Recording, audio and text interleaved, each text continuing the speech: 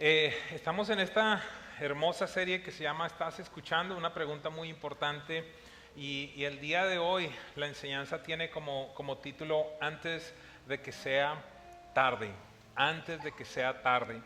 Y por beneficio a las personas que quizás están llegando en un día como el de hoy a escuchar las enseñanzas o quizás las personas que están a través del internet, quiero decirles que estamos en medio de una serie muy especial. Este ha sido un año, para mí ha sido realmente de los mejores años que hemos tenido a nivel de las enseñanzas, porque nos dedicamos literalmente a hacer un recorrido de la palabra de Dios. Empezamos en el libro de Génesis y allí pasamos por Abraham, por Jacob, por José, todo lo que sucedió con Moisés, Josué, la conquista de la tierra prometida, cómo se levantaron después de esos jueces en Israel, reyes, y dedicamos bastante tiempo a hablar sobre algunos de los principales reyes. Hablamos de David, de Salomón, y precisamente allí después de Salomón empieza un proceso de decadencia en el pueblo de Dios, un proceso aún mucho más acelerado. Siempre el pueblo de Dios había sido rebelde, había tenido su propia opinión. En algunos momentos Dios lo llama un pueblo de dura cerviz, es decir, que es terco, que es testarudo. Y llega un momento entonces, después de Salomón, que viene a reinar su hijo Jeroboam, y desde allí empieza un proceso que yo diría fue el más oscuro en toda la historia del pueblo de Dios. Estoy haciendo este resumen para que entendamos hacia dónde nos dirige el Espíritu Santo el día de hoy. ¿Y qué sucede? Que debido a no escuchar el consejo de los ancianos, Jeroboam, como rey, decide no alivianar la carga que el pueblo había tenido a nivel de impuestos y a nivel de trabajo, y entonces desde allí se quebranta, se divide la nación de Israel y surge lo que hemos conocido tradicionalmente como el reino del norte y el reino del sur. En el reino del sur estaba la tribu de Judá y de Benjamín, en el reino del norte las otras tribus de Israel. Desde allí entonces empieza un proceso en el libro de Crónicas y en el libro de Reyes, en los cuales Dios nos da una descripción de cómo se comportaban estos reyes delante del pueblo y evidentemente delante de Dios. Y vemos cómo se empiezan cada vez a alejar más y más de los planes y los propósitos de Dios. Algunos reyes buenos, algunos reyes malos, algunos reyes que hacían conforme al corazón de Dios. Dios los comparaba con David. Otros reyes que estaban alejándose del corazón de Dios, Dios los compara con otro hombre llamado Jeroboam, que se hizo famoso. ¿Por qué razón?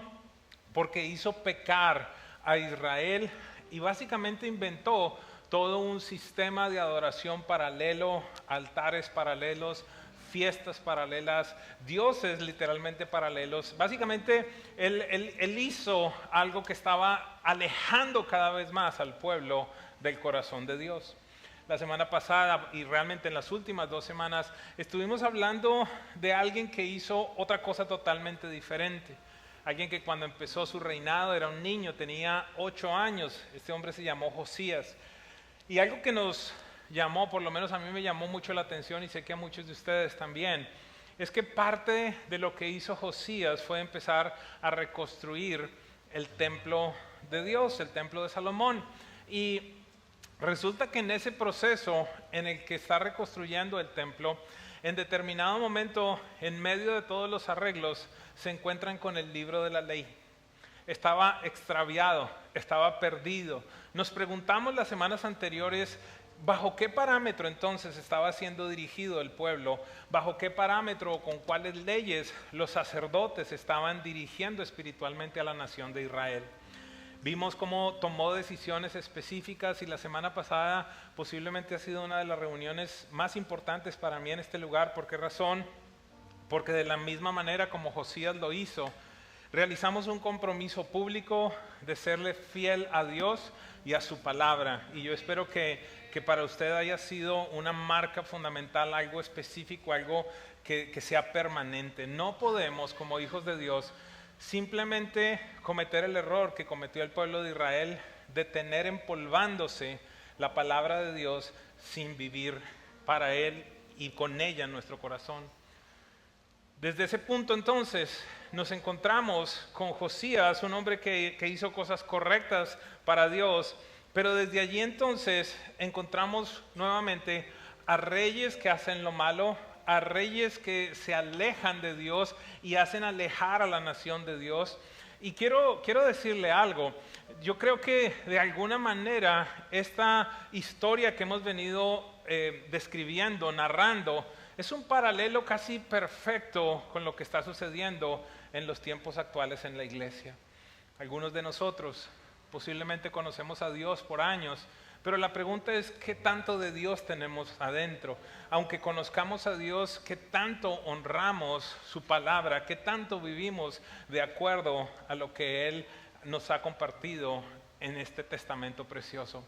Y entonces, para Dios no fue sorpresa lo que hacían los reyes, y desde allí yo quiero empezar el día de hoy, porque casi que desde el principio de la historia del pueblo de Israel, ya Dios sabía hacia dónde se iban a dirigir. En muchos momentos Dios le dijo al pueblo que era un pueblo rebelde, ya se lo dije. Y yo quiero tratar de que dimensionemos hasta dónde llega la condición del pueblo y cómo se sentía Dios con la forma como el pueblo convivía.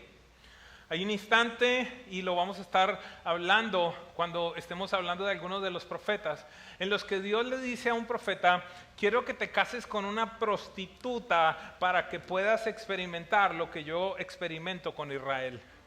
Quiero que tú veas cómo Israel se vende al mejor postor, cómo se ha prostituido literalmente, cómo tiene amantes por todo lugar, dioses por todo lugar, y no me ha honrado a mí que soy su esposo. ¿Tú puedes creer hasta dónde había llegado la nación?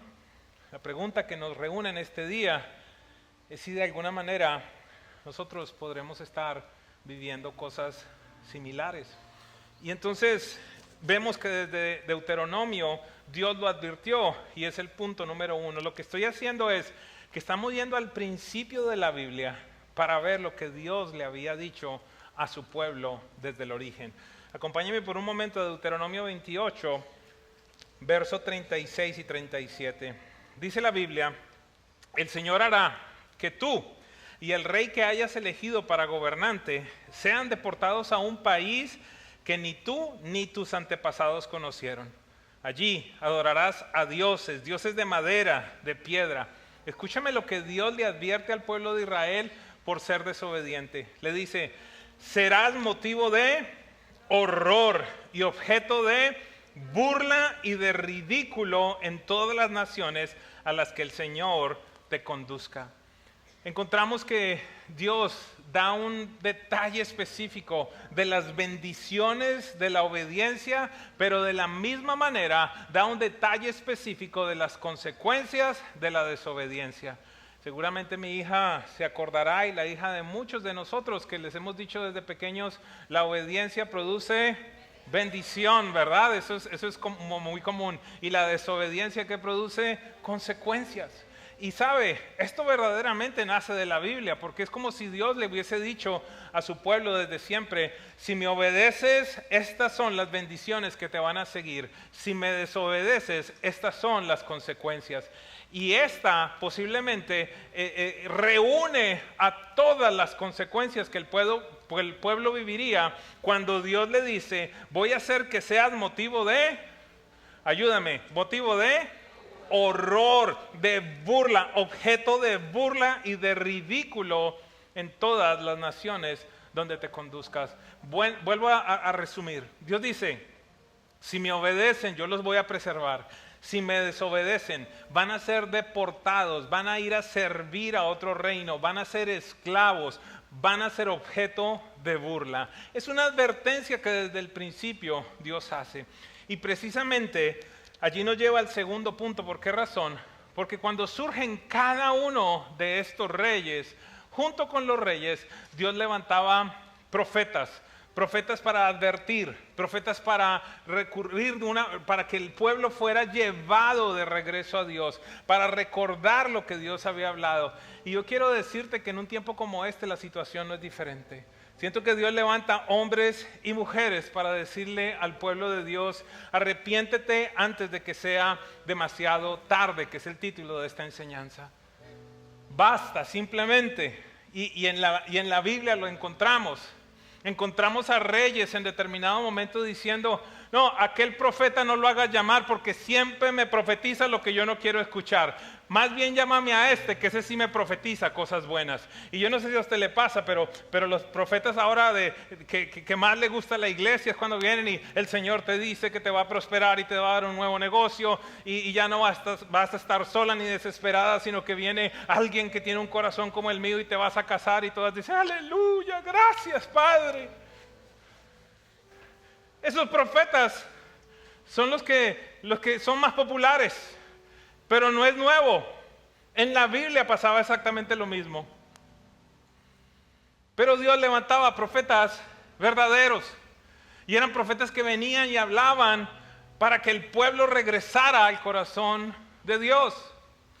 Y posiblemente hay alguien esta tarde en este lugar y estás viniendo y dices: este señor que está ahí hablando parece que estuviera bravo. No estoy bravo. Es la pasión, es el celo, es las ganas de que puedas vivir para Dios y experimentarlo de una manera sin igual. No tan solo una religión, no tan solo algo más para hacer un domingo, sino una vida consagrada para Dios, donde puedas experimentar los planes que Él tiene para ti, que incluyen en determinados momentos situaciones duras, situaciones difíciles, pero donde Él te promete que estará contigo.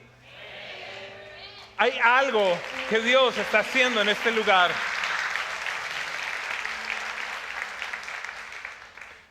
Quiero que sepas que desobedecer a Dios no solo trae consecuencias externas, también nos desconecta del propósito eterno que Él tiene para nosotros. Y el segundo punto entonces, no tan solo es que Dios lo advirtió, sino que cada uno de estos profetas que Dios levantó en esos reinos también lo advirtieron. Y quiero hacer un recorrido rápido para que podamos ver si acaso la condición del pueblo de Israel se puede parecer a la condición de la iglesia en este tiempo. El profeta Isaías vivió entre el año 740 y el 681 a.C. Estuvo profetizando durante los reinados de Usías, de Jotán, de Acaz y de Ezequías. Y quiero que me acompañes a escuchar cuál era la predicación de Isaías en ese momento. La predicación de Isaías no era: ven, Dios te quiere prosperar, para de sufrir, Dios quiere la mejor vida para ti. No se parece mucho a eso. Mire lo que Dios le dice en Isaías 1, 18 al 20. Vengan ahora, vamos a resolver este asunto, dice el Señor. Aunque sus pecados sean como la escarlata, yo los haré tan blancos como la nieve. Aunque sean rojos como el carmesí, yo los haré tan blancos como la lana. Si tan solo me obedecen, tendrán comida en abundancia. Usted ve allí una vez más: pero si se apartan, por un lado, si me obedecen, estas son las bendiciones. Si me desobedecen, si se apartan, si se niegan a escuchar, la espada de sus enemigos los devorará. Yo, el Señor, he hablado. Isaías 39, 6 y 7, precisamente un instante en el que Isaías se presenta delante de un rey llamado Ezequías, le dice: sin duda vendrán días en que todo lo que hay en tu palacio y todo lo que tus antepasados atesoraron hasta el día de hoy será llevado a Babilonia. No quedará nada, dice el Señor, y algunos de tus hijos y de tus descendientes serán llevados para servir como eunucos en el palacio del rey de Babilonia. Estos profetas no se invitan a las iglesias ahora. ¿Para qué? ¿Para qué me viene a profetizar cosas malas? ¿Para qué me viene a profetizar cosas que son desafortunadas? Yo quiero hablarte, yo quiero decirte que estas no son cosas desafortunadas. Este es el corazón de Dios tratando de que su pueblo regrese a Él, de que viva consagrado para Él, de que se dedique a Él, a buscarlo, a inquirir en su corazón, a conocer cuáles son los planes y los propósitos de Dios para este tiempo, y no tan solo los beneficios para tu vida.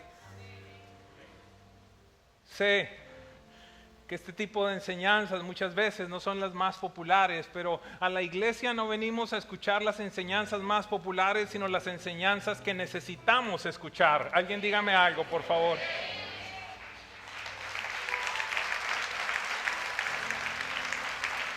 El profeta Miqueas, entre el año 740 al 700, bajo el reinado de Jotam, de Acaz, de Ezequías, dice en Miqueas 6:8, Él te ha mostrado, oh mortal, lo que es bueno y qué es lo que espera el Señor de ti: practicar la justicia, amar la misericordia y caminar humildemente ante Dios. Sofonías, alrededor del año 630, en Sofonías 2:1 y 3 dice: reúnanse y oren, nación indeseable, reúnanse mientras todavía hay tiempo, antes de que llegue el juicio del Señor y caiga sobre ustedes como los escombros de una tormenta. Busquen al Señor todos los humildes de la tierra, los que obedecen sus mandatos. Busquen hacer lo correcto y vivir humildemente. Quizás aún el Señor los proteja de su enojo en ese día de destrucción. Alguien puede quizás decir en este día: pero es que Jesús ya vino, pero es que Jesús ya me perdonó, pero es que yo ya sé que tengo un destino eterno asegurado. Bueno, yo quiero que me permitas terminar en el Nuevo Testamento en el Antiguo Testamento e ir al Nuevo por un instante. Y quisiera que en este día pudieras abrir tu corazón por un instante a la posibilidad de explorar si en verdad eres salvo. Buenas tardes. ¡Qué silencio! ¿Y a qué te refieres con eso de que soy salvo? Bueno, si verdaderamente recibiste a Jesús, el de la Biblia, no el de Hollywood. Hello. Y no es el mismo. No, yo creo que la imagen que muchas personas tienen de Jesús son las que las series nos han dado. Pero la pregunta es: ¿quién conoce al Jesús resucitado y glorificado que se le reveló a Juan? Y en un momento voy para allá. Jeremías, entre el año 626 y el 586 antes de Cristo, bajo el reinado de Josías, de Joacás, de Joaquín, de Joacim, de Sedequías, dice en Jeremías 7, 3, 8 y 10: así dice el Señor de los ejércitos, el Dios de Israel: corrijan sus conductas y sus acciones y los dejaré vivir en este lugar. Pero ustedes confían en las palabras engañosas que no tienen validez alguna. Otras versiones dicen: ustedes confían en profetas falsos. Y aquí viene y dice lo que el pueblo estaba viviendo: ustedes roban, matan, cometen adulterio, juran con falsedad, queman incienso a Baal, siguen a otros dioses que jamás conocieron. Luego vienen y se presentan ante mí en esta casa que lleva mi nombre y dicen: estamos a salvo, para después seguir cometiendo todas estas abominaciones. Pareciera que el profeta Jeremías, o por lo menos si estuviera en un tiempo como este, nos diría: ustedes vienen los domingos y vienen a apaciguar la culpa y vienen para cumplir con Dios, y entonces dicen: me siento tan bien en la casa de Dios, pero después salen a continuar viviendo de la misma manera, pecando de la misma forma. Por eso te planteo que posiblemente lo que sucedió con el pueblo de Israel, con el pueblo de Judá, es un paralelo perfecto frente a lo que nosotros vivimos. Pero entonces llegamos al Nuevo Testamento, donde Jesús viene a la tierra, nace de una virgen, vive una vida completamente libre de pecado. Por amor muere, por amor es torturado, por amor es humillado, va a la cruz, resucita. Y el Evangelio nos indica que todo aquel que crea en el nombre de Jesús será salvo. Y entonces nosotros pensamos que ya no hay nada más que hacer, que ya tenemos el tiquete para ir al cielo y que no importa cómo yo viva porque ya Jesús me salvó. Bueno, quisiera compartirte lo que los apóstoles nos advierten. Mira lo que dice Romanos 2, 5 al 9. Le está hablando a la iglesia en Roma: pero por tu obstinación y por tu corazón sin arrepentimiento, diga conmigo, sin arrepentimiento, por tu corazón sin arrepentimiento, por tu obstinación, por tu terquedad, por querer vivir la fe como a ti se te antoja y no como yo digo, sigues acumulando castigo contra ti mismo para el día de la ira, cuando Dios revelará su justo juicio. Porque Dios pagará a cada uno según lo que merezcan sus obras. Él dará vida eterna a los que perseverando en las buenas obras buscan gloria, honor e inmortalidad. Pero los que por egoísmo rechazan la verdad para aferrarse a la maldad, recibirán ira y enojo de Dios. Habrá sufrimiento y angustia para todos los que hacen el mal, los judíos primeramente y también los que no son judíos. Buenas tardes. Ay, pero estamos en la gracia.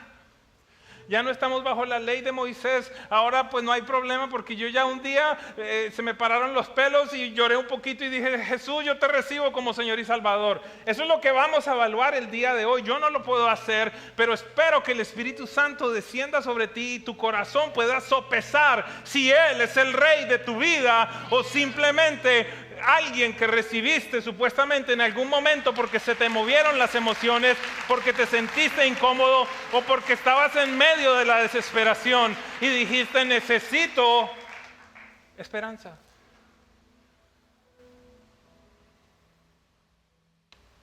Amados, creo que los discursos de los púlpitos cada vez más y más se parecen a los discursos de los políticos,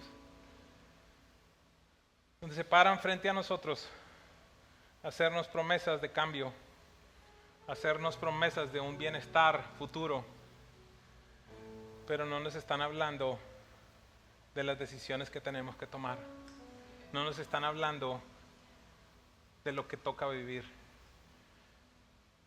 No pretendo el día de hoy hacer proselitismo político, pero creo que hubo una imagen muy particular en Argentina, cuando el presidente les dijo, vengo a decirles que esto primero se va a poner peor, para que después se arreglen las cosas. Este es un discurso no muy popular, porque ¿qué es lo que quiere escuchar un candidato a la presidencia? Las cosas se van a poner mejor, no te preocupes, la economía va a superar, el desempleo va a bajar, los precios van a bajar, no va a haber inflación, no va a haber... No, pero entonces aquí hubo uno que dijo, no, las cosas se van a poner peor, para que entonces se pongan bien. Quisiera plantearte que esa es la enseñanza de un día como este. Necesitamos primeramente tener la convicción de quién es Jesús y de lo que existe aún en el corazón del Padre Celestial, en el corazón del Hijo y lo que el Espíritu Santo le grita a su iglesia. Vivan para mí, conságrense, oren más, ayunen más, congréguense más, sirvan más, adoren más, evangelicen más, discipulen más, hasta que el reino de los cielos se establezca aquí en la tierra.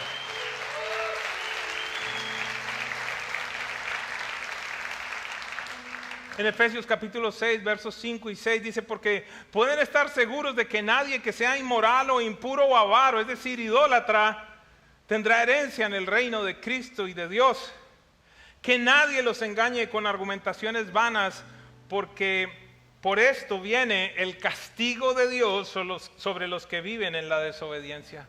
Pareciera que esta es otra Biblia. Pareciera que este no es el Jesús de Chosen. ¿Cómo se llama en español? Los elegidos, por si acá alguno dice Chosen. No es el Jesús de Hollywood. Es el Jesús que es juez. Es el Jesús que viene de una manera diferente, como Él está en este momento sentado en el trono del Padre. Colosenses 3, 5 y 7 dice, por lo tanto, hagan morir todo lo que es propio de la naturaleza terrenal, la inmoralidad sexual, las impurezas, las bajas pasiones, los malos deseos, la avaricia, la cual es idolatría. Por estas cosas viene el castigo de Dios. Ustedes las practicaron en otro tiempo cuando vivían en ellas. El apóstol está diciendo, ustedes no están supuestos a continuar viviendo como vivían en el pasado. Diga conmigo, se tiene que notar. Más fuerte, se tiene que notar. ¿Qué se tiene que notar? Ese encuentro que tuviste con el Creador de los cielos y de la tierra. Yo recuerdo algún día estaba escuchando a un predicador y decía, se te tiene que notar. El encuentro con Jesús se te tiene que notar. Y él decía, imagínense que yo tengo una reunión contigo. Llego tarde, 30, 45 minutos tarde a esa reunión. Y la excusa que te doy es, discúlpame, es que me atropelló un camión. Y tú me ves y la ropa está perfecta. Tienes los zapatos. Yo no sé por qué los zapatos siempre se caen cuando atropellan a alguien. No tienes rasguños. No tienes sangre. No me vengas con el cuento que te atropelló un camión porque no se te nota. Estás llegando tarde porque eres incumplido. De la misma manera, una persona que dice que es un hijo de Dios, nacido de nuevo, no puede continuar viviendo. Y como dice la Biblia, no reine pues más en vosotros el pecado. Y la Biblia nos dice, ustedes antes vivían en inmoralidad sexual, en impurezas, en malos deseos, en avaricia, en idolatría. Estas cosas ustedes las vivían antes, pero es por eso, porque continúan viviendo en esto, que viene el castigo de Dios. Primera de Tesalonicenses 5, 1 y 6 dice, ahora bien, hermanos, ustedes no necesitan que les escriba acerca de los tiempos y las fechas, porque ya saben que el día del Señor llegará como ladrón en la noche. Cuando la gente esté diciendo paz y seguridad, vendrá como improviso sobre ellos la destrucción, como llegan los dolores de parto a la mujer embarazada. De ninguna manera podrán escapar. Está hablando de la gente que está en el mundo, que en determinado momento, como dice la Biblia, Jesús va a regresar, todo ojo le verá, y alguien va a decir, ay, ¿esto cuándo fue? Yo no lo esperaba, como algunos que están diciendo, no, yo creo que se demora, voy a seguir disfrutando la vida. ¿Y a ti quién te garantiza que Él no venga en un día, en una semana? Pero nos advierte. Ustedes, en cambio, hermanos, no están en la oscuridad para que ese día los sorprenda como un ladrón. Qué lindo porque nos está diciendo, el que vive para Cristo no está con temor de que Jesús venga, sino por el contrario, está anhelando que Él regrese. No sé si hay alguien que anhele el regreso de Jesús. Ustedes, en cambio, hermanos, no están en la oscuridad para que ese día los sorprenda como un ladrón. Todos ustedes son hijos de la luz del día, no somos de la noche ni de la oscuridad. Por lo tanto, no debemos dormirnos como los demás, sino mantenernos alerta y en nuestro sano juicio. Segunda de Tesalonicenses 1, 6 y 8, de nuevo, estoy leyendo del Nuevo Testamento, estoy leyendo en la dispensación de la gracia, como lo llaman algunos, después de que Jesús ya vino, después de que Jesús ya se sacrificó por ti, después de que puedes tener perdón en este tiempo.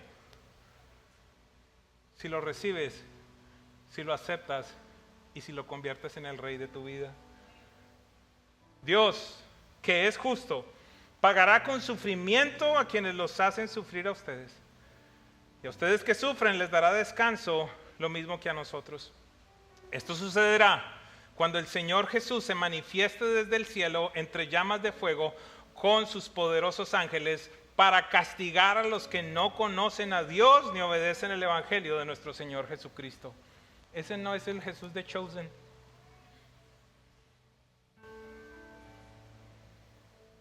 No tengo nada con Chosen, ¿ok?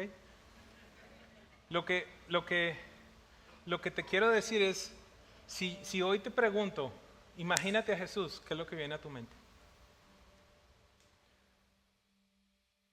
Hebreos 10, 25 y 27. Este versículo lo citamos un montón, pero necesito que leamos alrededor de lo que se cita constantemente. ¿Qué es lo que se cita constantemente? La primera parte. No dejemos de congregarnos como acostumbran a hacer algunos. ¿Se acuerdan de ese versículo? La mayoría creo que se acuerda. No dejen de congregarse. Pero entonces, escuchen la explicación de por qué. Escuchen la explicación de por qué no deberías estar inventando un plan para no venir. Hello. Escuchen la explicación de por qué necesitarías tú tener la conciencia de lo primordial que es la vida en comunidad. Dice, no dejemos de congregarnos como acostumbran a hacer algunos, sino animémonos unos a otros y con mayor razón ahora que vemos que aquel día se acerca. Si después de recibir el conocimiento de la verdad pecamos obstinadamente, ya no hay sacrificio por los pecados, solo queda una aterradora expectativa de juicio y el fuego ardiente que ha de devorar a los adversarios. Con esto no te estoy diciendo que si dejas de venir a la iglesia te vas a quemar en el infierno. Lo que te estoy diciendo es, ten la conciencia de que nada reemplaza lo que vivimos como un cuerpo en un lugar como este. Nada lo reemplaza. Y mucho menos un televisor.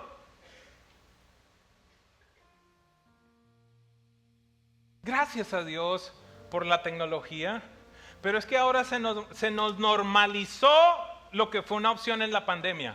Alguien dígame algo, por favor. Aleluya. Y entonces tú, que estás en casa, mientras estás haciendo los huevos y el chocolate, acá estamos experimentando la presencia de Dios, pero tú te crees que estás adorando con nosotros.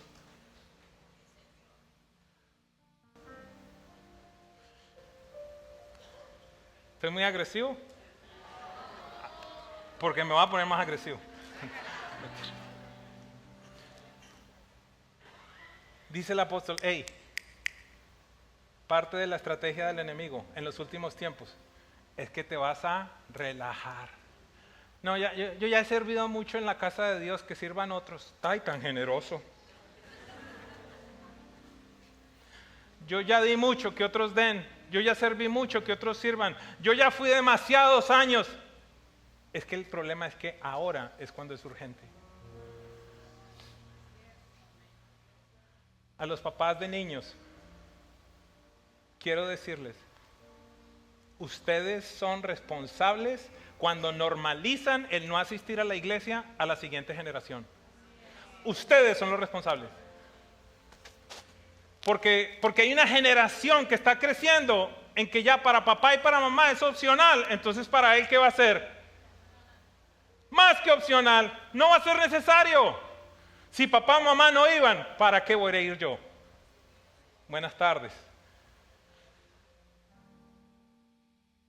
Y la Biblia nos dice, se va a poner más caliente, va a ser más fuerte, no dejen de congregarse. Mire, usted me puede decir que es súper espiritual, que usted es el cuarto de la Trinidad, lo que sea. Pero no me venga a decir que uno no se enfría cuando no está con los leños allí en la fogata. La pasión por Dios. No reemplaces esto que Dios dijo. Él dijo que Él habitaba en medio de la alabanza de su pueblo. No lo reemplaces. Yo no condeno a nadie hoy.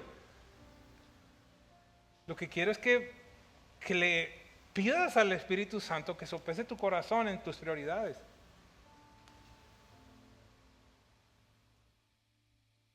El pueblo de Dios, finalmente, ¿qué sucedió con él?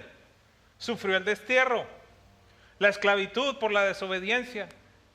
Literalmente sí llegó Nabucodonosor, derribó absolutamente todo y se llevó a toda la nación para esclavizarla en Babilonia. Después fueron llevados a Persia, esclavos. Esclavos, ¿por qué razón? Por la dureza del corazón, por la rebeldía, por ser adúlteros en la fe. ¿Qué tiene que ver eso conmigo? Yo quisiera plantearte si acaso en nuestra vida se manifiesta algo similar. Porque podemos decir en determinado momento, wow, qué terrible ese pueblo de Israel. Mira todo lo que hacía. Mira todos los ídolos que levantó. Pero ¿por qué no nos examinamos a nosotros mismos? ¿Por qué no examinamos que aún vivimos en ira? ¿Por qué no examinamos que aún somos chismosos? ¿Por qué no examinamos el robo, la inmoralidad, lo que sea? Examinémonos. Yo quiero advertirle a alguien en este día como Dios me lo viene advirtiendo a mí. No pienses que ya llegaste al final de la vida cristiana. Aún hay más por rendir, aún hay más por someter, aún hay más consagración, aún hay más santidad, aún hay más de Dios para mí en mi vida, que Él tiene unos propósitos y unos planes que solo se manifiestan cuando yo me someto, cuando yo me rindo.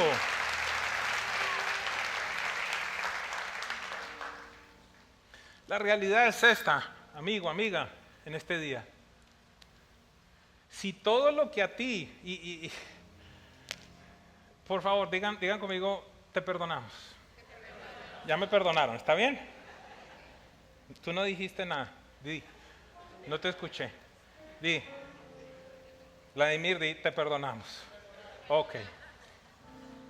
Si todo lo que tú tienes en tu relación con Dios es la expectativa de la eternidad, dime para qué Dios te tiene que dejar vivo un día más.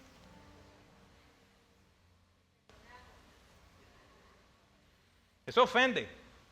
¿Qué quiere decir? Entonces que mi vida no vale. Yo quisiera saber qué estás haciendo con tu vida para el reino. Porque yo quiero decirte algo. Perdóname por segunda vez. Yo te quiero decir algo. En el cielo no vas a poder llevar carros, no vas a poder llevar casas, no vas a poder llevar negocios, no vas a poder, no hay trasteos hacia el cielo.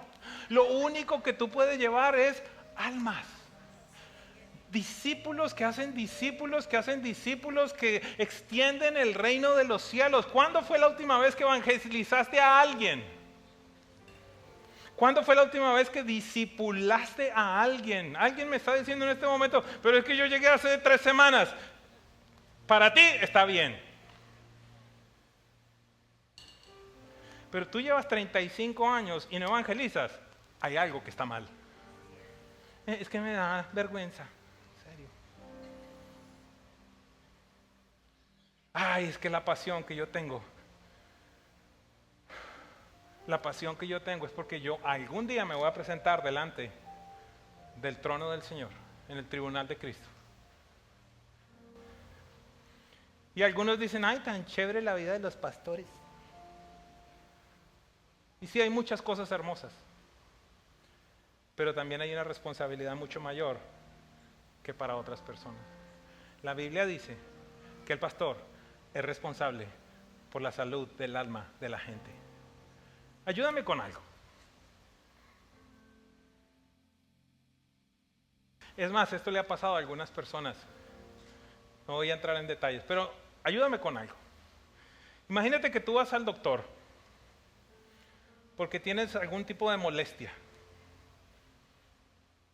Y ahora, como hacemos que nuestro doctor primario es ChatGPT, tengo esto y esto y aquello, y dice, hey, tenga cuidado, posiblemente es un cáncer de próstata. Y usted va donde el médico, y el médico lo examina, no entremos en detalles. Y el médico le dice, no, tranquilo, venga en 2 años. Y resulta que usted va donde un médico responsable y le dice, ¿sabe qué? Ya, toca intervenir, ya no queremos que esto se complique. Pregunta, ¿cómo llamaría usted al primer médico? Ayúdeme, ¿cómo lo llamaría? Negligente, irresponsable, ¿qué más? Mentiroso, mediocre, ¿qué más? Egoísta, poco profesional. ¿Qué fue lo que ustedes dijeron? Mediocre, egoísta, poco profesional, irresponsable. Pues yo quiero decirte algo, un pastor que no advierte a la iglesia respecto a la verdad del infierno es un mediocre, irresponsable, poco profesional, alguien que es negligente, alguien que es egoísta. Un pastor irresponsable es aquel que te dice, vive tu vida como se te dé la gana, no importa, tranquilo, fresco, que ya tú compraste el tiquete. ¿En serio? Yo particularmente pienso que la salvación no se pierde. Mi pregunta es si algún día fuiste salvo.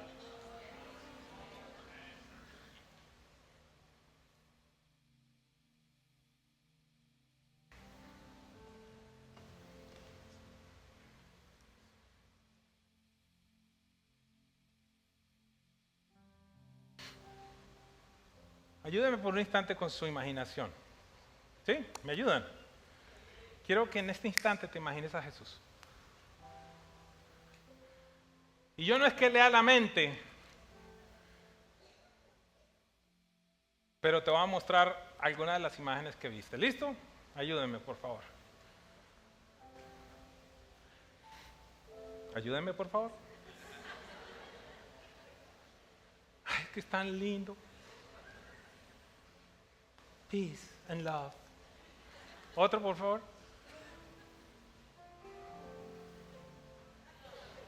Man, ese Jesús, yo creo que cualquier mujer... Ay, yo te recibo.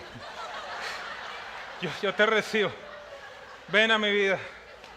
Toma todo de mí. Ayúdalo, Padre. O ayúdala, Padre. Muéstrame otro esto es lo que hay en la cabeza de algunos. Todos los Jesús son pintas, los tipos, son una cosa terrible. El problema es que la Biblia dice que en él no había parecer ni hermosura para que nadie lo deseara. ¿Usted se da cuenta de lo distorsionado que está la imagen del Jesús que tú tienes en la cabeza? ¿Tenemos otro?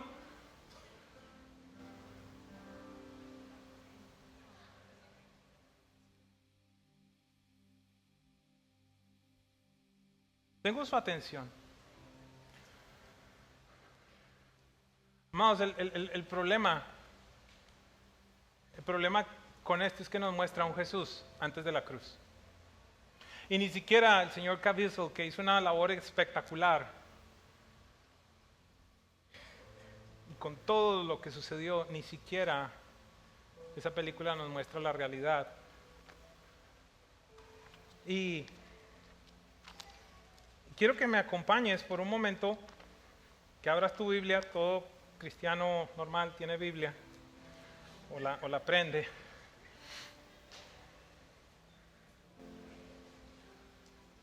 Porque, ¿sabes algo?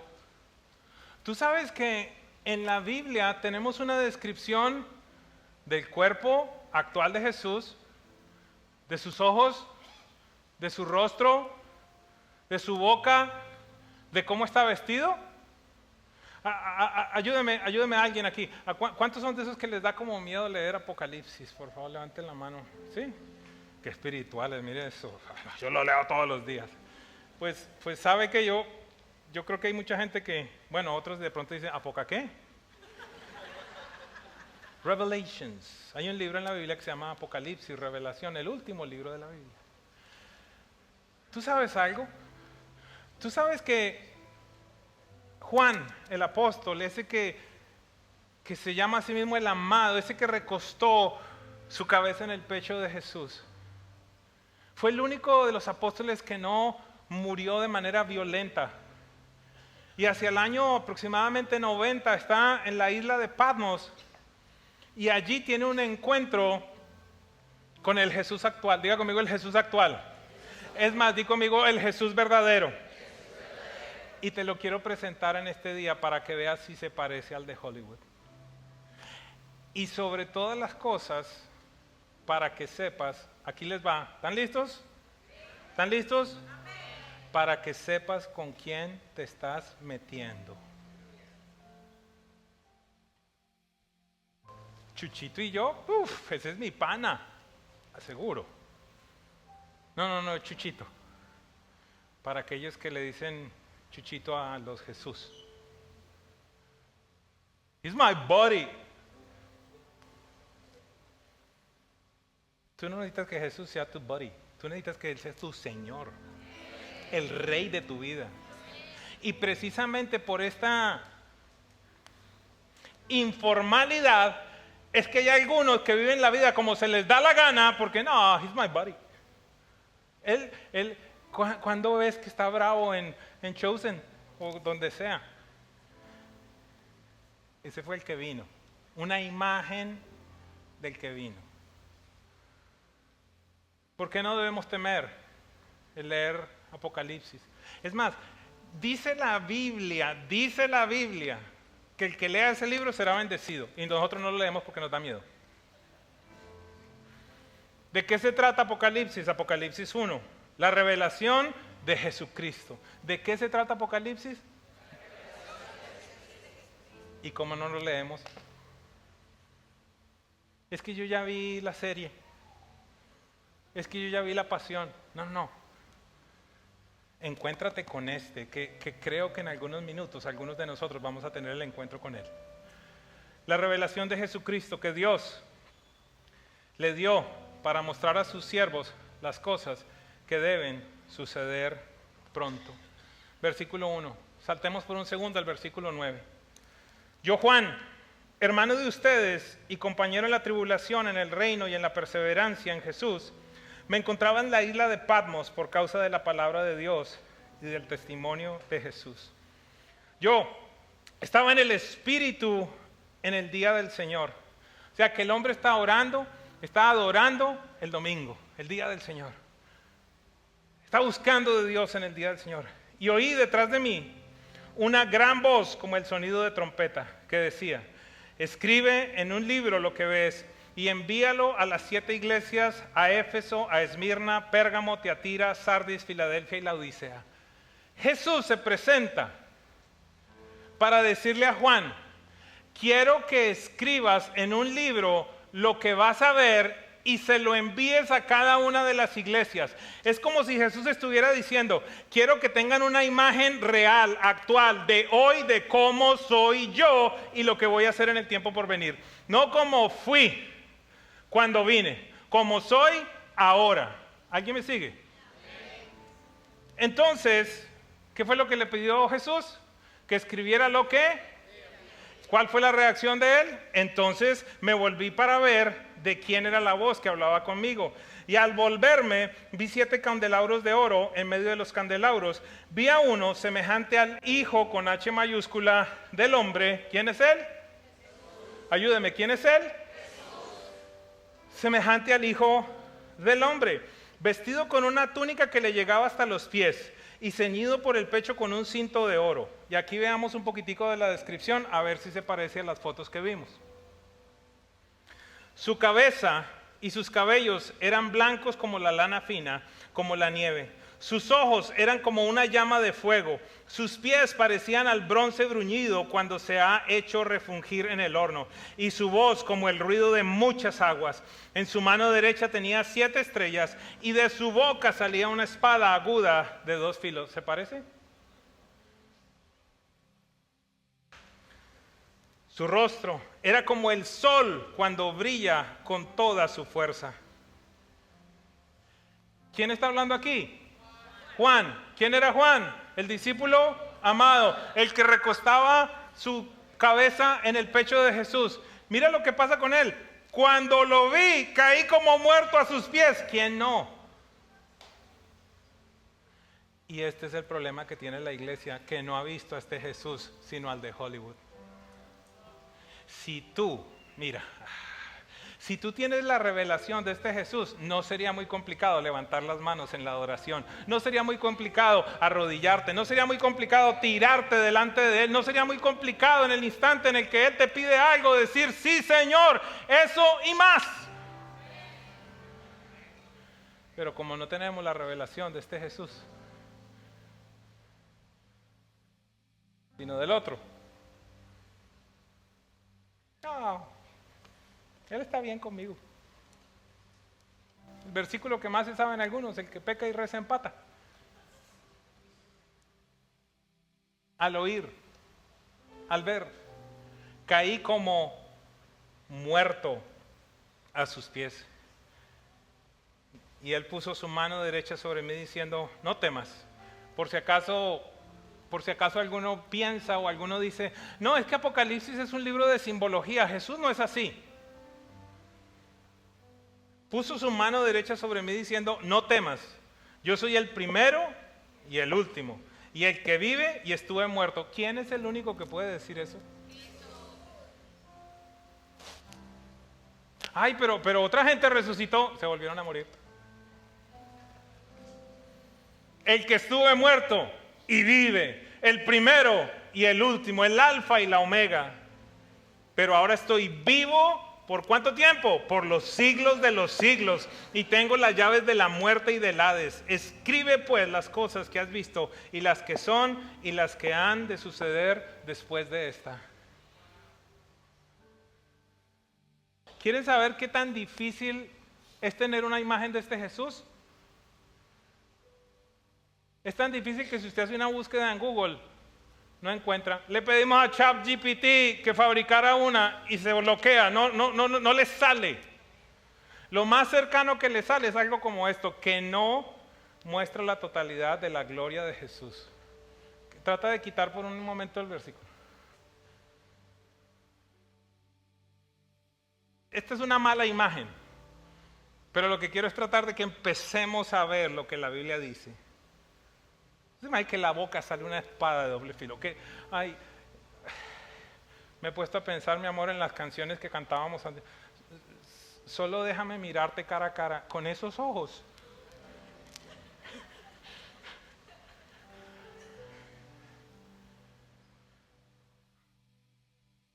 Al verlo y al escucharlo, caí como muerto. Esta es una mala imagen del Jesús glorificado, del Jesús que le dijo a Juan: quiero que les digas a mis iglesias lo que ves.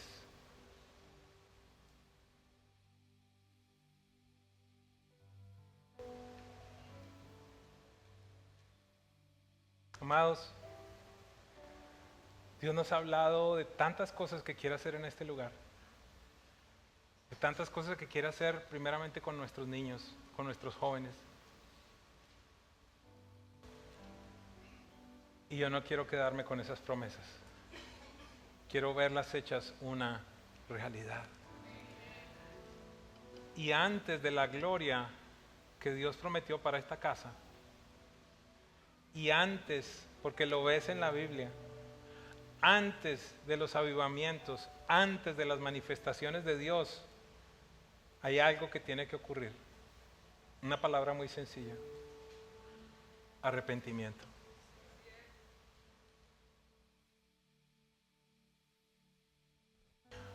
¿Usted siente el temor de Dios en este lugar, en este momento, sobre este lugar? Esto yo no lo causo. Esto es para que comprendamos con quién nos estamos, con mucho respeto lo digo, metiendo. Esto no es una estampita, no es un crucifijo, no es alguien que usas y dejas de usar como si fuera un par de gafas. El temor de Dios está invadiendo este lugar. Temor reverente. Por esa razón, en este día,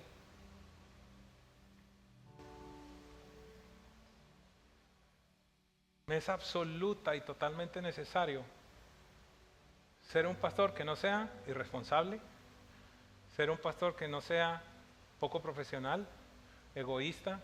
¿Qué más dijeron?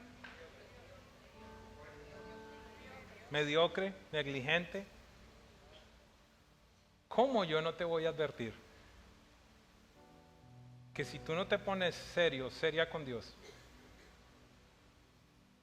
dice la Biblia que hay un día, y es el día de la ira?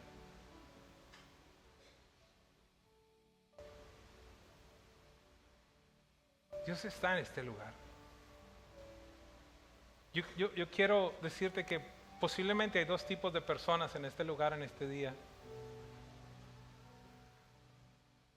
Están los discípulos de Jesús que se sienten amados, inspirados, que se sienten motivados para ir por más, para consagrarte más, para orar más, para leer la Biblia, para comprometerte más con Dios. Y posiblemente tenemos simpatizantes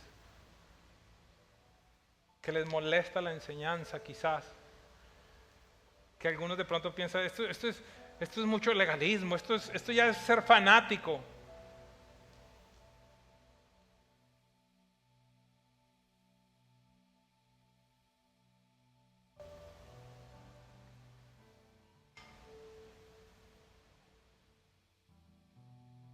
Hoy,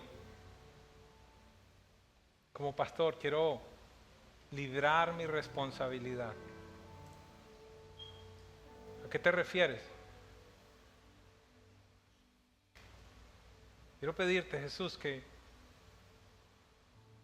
que si me pregunta yo te pueda contestar, yo les dije, yo les advertí. Yo no soy el Espíritu Santo que convence de justicia, de juicio y de pecado. Ni esto es manipulación. Esta es la Biblia, la Biblia, la Biblia. ¿Quieres leer más al respecto? Lee lo que dijo Jesús. Ahí está, también lo tenía en el bosquejo. Baja el bosquejo si quieres, en Mateo 24. Claramente lo dice. El amor de muchos se enfriará. ¿Cómo está tu nivel de amor por Jesús? ¿Oras como orabas cuando lo conociste? ¿Alabas como lo alabas o lo alababas cuando lo conociste? Sirve, lo que sea, ponle preguntas a eso. ¿Cómo está comparado con el instante en el que Él vino a tu vida?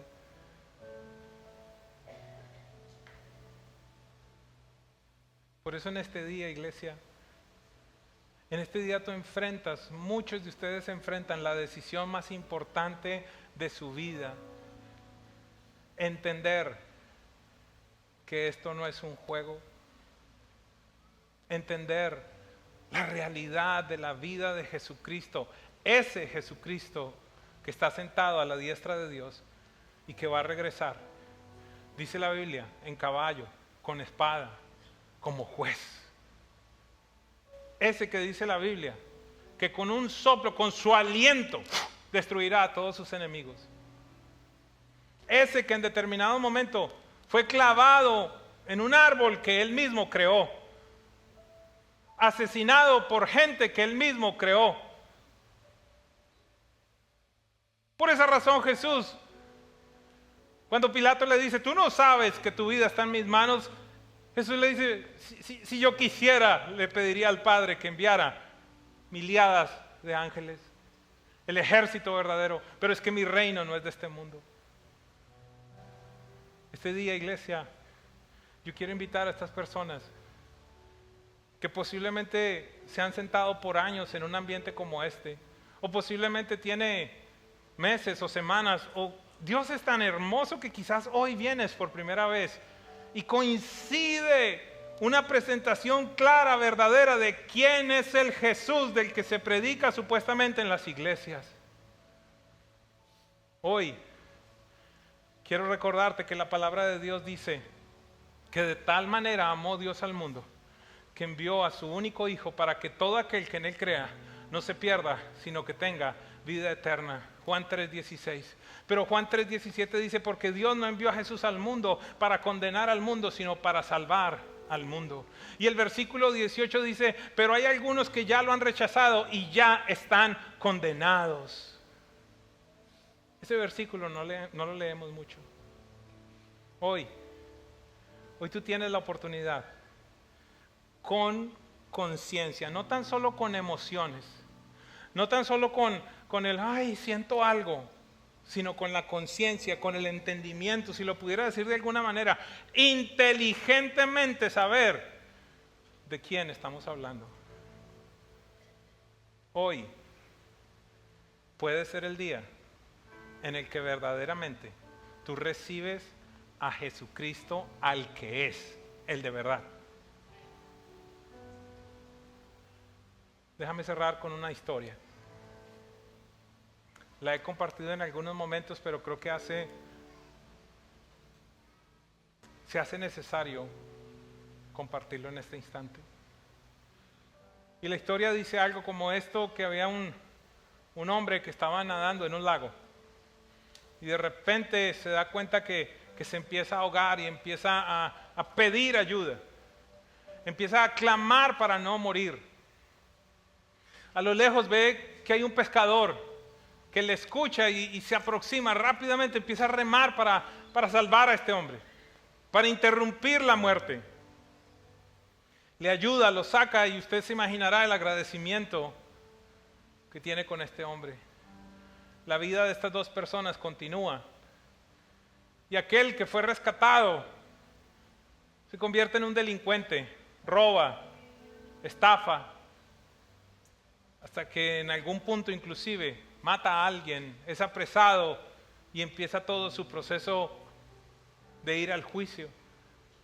Y en el instante en el que llega a la corte, sabiendo que es culpable, sabiendo que las evidencias lo condenan, sabiendo que no hay manera de evadir esa responsabilidad. En un momento piensa o siente que hay algún tipo de esperanza. ¿Por qué razón?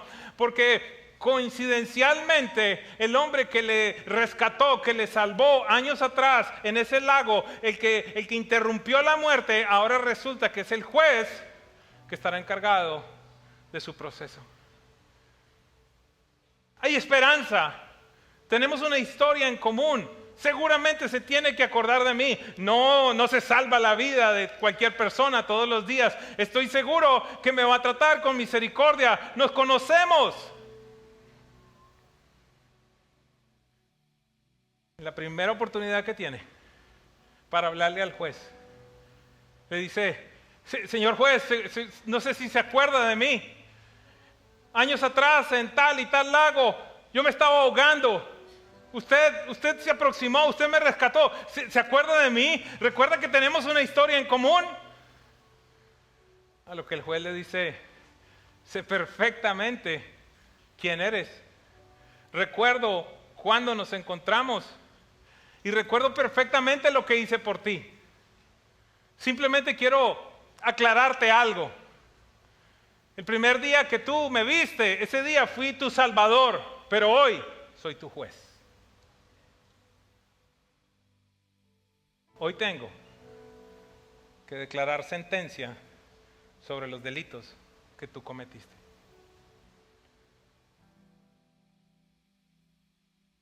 La enseñanza del día de hoy se llama antes de que sea demasiado tarde.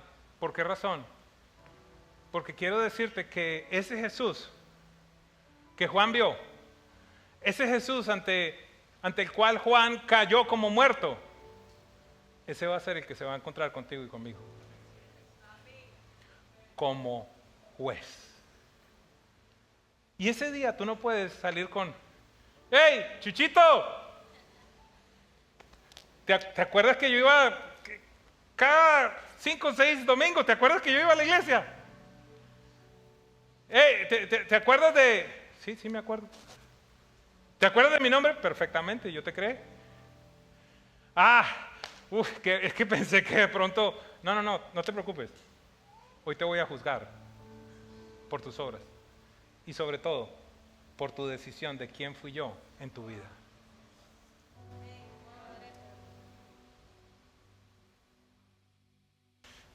Esto está como muy serio, precisamente.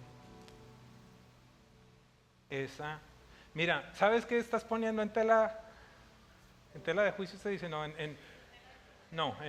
en riesgo. ¿Qué estás poniendo en riesgo? Tu eternidad. O estar separado de Dios por la eternidad, o estar con Él en la eternidad en el cielo y después reinando aquí en la tierra. Gracias por unirte a esta experiencia. Deseamos acompañarte a crecer en tu relación con Dios. Presencia Viva no es solo una cita los domingos. Hay mucho más que nos gustaría compartir contigo. Te invito a que te suscribas a este canal para recibir notificaciones cada vez que publiquemos algo nuevo y que navegues nuestra página web.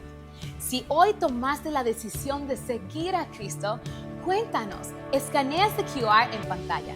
Nuevamente, gracias por compartir este tiempo con nosotros.